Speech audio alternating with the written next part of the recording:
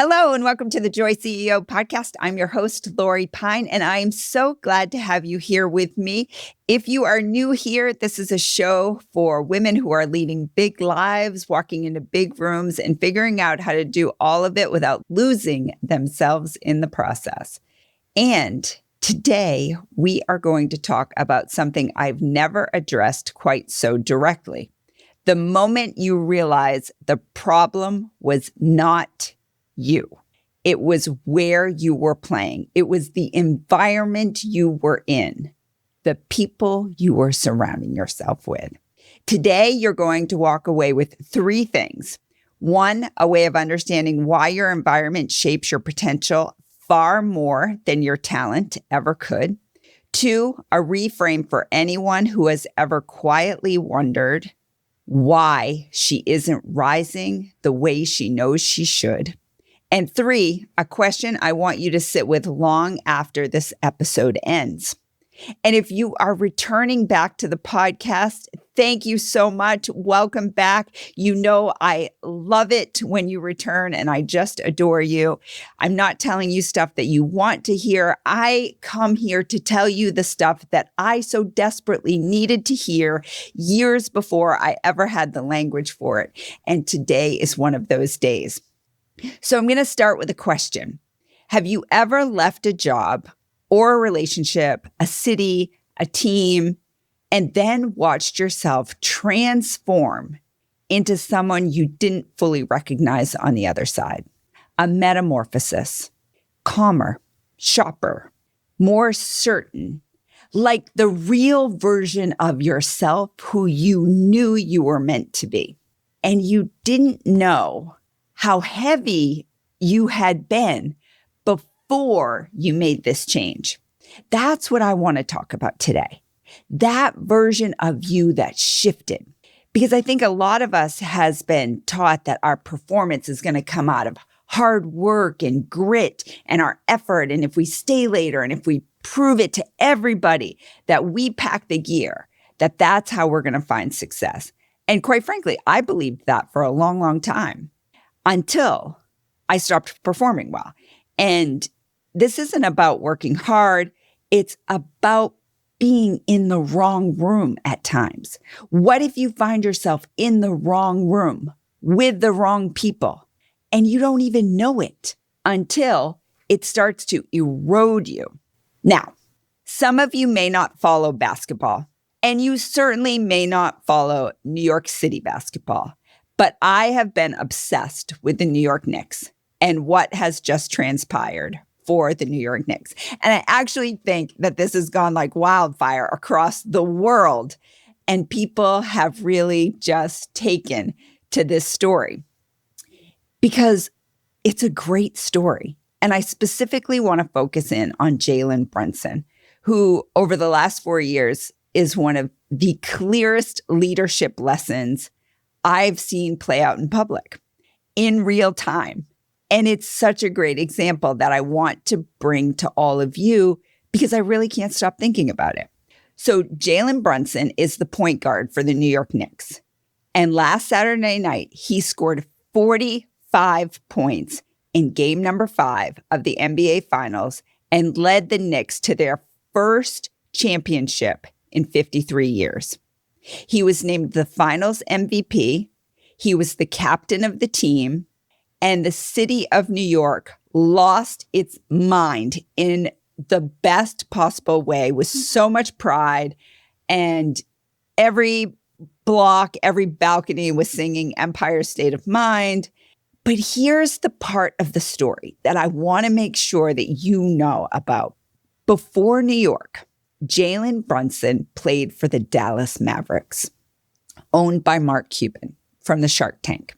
And he was drafted in the second round in 2018, which in NBA terms already tells you something about what they thought of him. Not very highly. He played alongside this famous, sensation named Luka. And some people just went to see Dallas play just to see Luka. I remember my husband going out to an NBA game when he was visiting LA and they were playing Dallas, and he went to the game just so he could see Luka play. So Jalen Brunson was playing in the shadow of Luka. And Brunson was good. He was solid. He was reliable, quality teammate. But in Dallas, he was the number 2. He was the backup guy, the reliable kind of person that they could count on, but he wasn't the number 1. And that was the ceiling that the room set for Jalen Brunson. You're just going to be number 2. And what most people didn't know until Brunson himself said it during the finals media day was that being in that environment cost him something internally.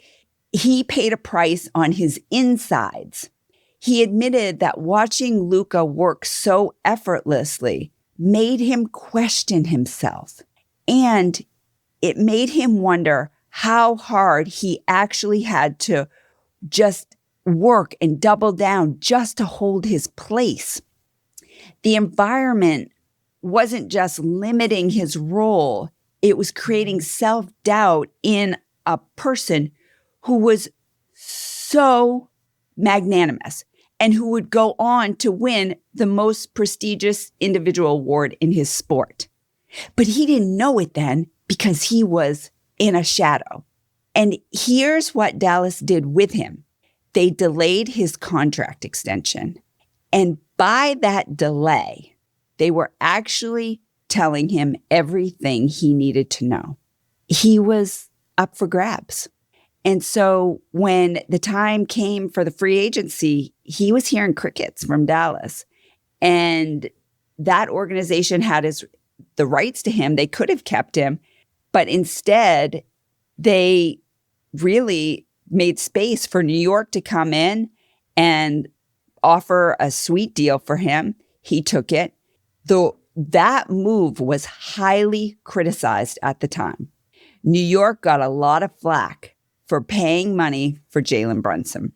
Analysts said a team couldn't be built around a 6'2" point guard. He was too small. He was too limited. He was the wrong profile. But New York disagreed.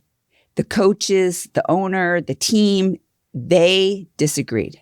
They thought he was the right fit, and they were ready to build a team around him. So the Knicks didn't just sign Jalen Brunson. They restructured the team's entire identity around what he does best. They traded players who would complement him. They gave him the ball. They gave him room. They trusted him. His coach adjusted his own morning schedule to match Brunson's early workouts. And the coach said, and listen to this clearly, the coach said, when your leader is that way, it's easy to be a coach. Yes. So Jalen Brunson did not become a different player in New York. He became the full version of who he was and who he had always been. He was given the room to breathe into this elite version of himself. Dallas saw him as a backup, as a number 2. New York saw him as a champion who was going to lead them to a championship. Same man, 2 different rooms. Okay, so now this same story, but for you. Not from a basketball court, but from the corner office of a building. Anheuser-Busch was the first part of my career. So my last bit of time that I was there, I was reporting to someone who had made his position on women in leadership very clear. This was not in policy. He didn't write it down anywhere. But his attitude was crystal clear that he did not think that women belonged in the office, which meant that the environment that I was in shifted dramatically. I felt very much alone. I was the only woman in the office. All of the men thought he was great. He was a bro. He was high-fiving them. And then he had disdain for me. So I became really insulated. And there was nobody I could really talk to about it. because nobody understood. And so there was this slow erosion within me, and it really started to affect my confidence, and I started to play smaller. I wasn't announcing my wins like I had with my previous manager. And I started spending like more energy trying to just work myself up to go to work each day. And there's a big difference between managing yourself to just do the basics than managing yourself to lead and be vibrant and to shine. So that really shifted things for me. When I resigned, something rather unexpected happened. 3 people inside of the company called, people I respected, people much more senior than me, and said, "What happened? Why are you leaving? And why didn't you tell me something was wrong?" And I was like, I felt so invisible. I felt so unprotected, so unseen. And I remember sitting with that in this particular kind of sting of like, where were you while this was happening for the last year? But here's what I've made of it since is that those people weren't indifferent. They were just busy. They were just doing their own thing. And they assumed that I was being treated with the respect that the broader company would have wanted me to have been treated with. They didn't know. And my corner, my little world was invisible to them. That happens a lot. My part was I didn't speak up. And so when a mentor who had been with AB himself and left and gone to Coca-Cola called to check on me, I told him the truth. I told him really what was happening. A month later, he called back and said, "There's an opportunity for you here at Coke." And that was the door that opened, the energy shift that happened for me. And that was my call, just like Jalen Brunson's call to go to New York. I didn't go to New York at that moment in my career. I actually went to Atlanta. And that is when I joined the Coca-Cola company. I was in a 6-month training program that was much like a PhD program. And I am forever grateful for that shift, because what ended up happening was I was able to thrive, and a job was built around me and my talents and what I could bring to the party. And that was 15 glorious years with the Coca-Cola companies, with so many tremendous experiences, like going to the Sydney Olympics, Super Bowls, NCAA Final Fours, negotiating with Ludacris to make sure that he was the MC for an event I was leading in New York City. I mean, on and on and on. Meeting Drake, meeting LeAnn Rimes, Tim McGraw. So many fun things happened in that 15 years that I just can't even tell you all of them. So here's what I want to offer you, not as any sort of, consolation, but I want you to think about what might be happening with you right now. The environment you're in is never neutral. There's always energy, and it's always charged. So, is it actively shaping you to believe you are capable, that you are the rising leader, that you are shaping futures, that you are wired to read a room, you're wired to read the business, you're wired to take things to the next level, and that you can be the one to get promoted, to have a voice, to be seen for all of your natural talents? Or has the room already decided who you are and that you're a number 2, that you don't really have a chance to shine, that your ceiling is here, when you know your ceiling is way up, higher and higher and higher? So there's feedback, and then there's unspoken feedback.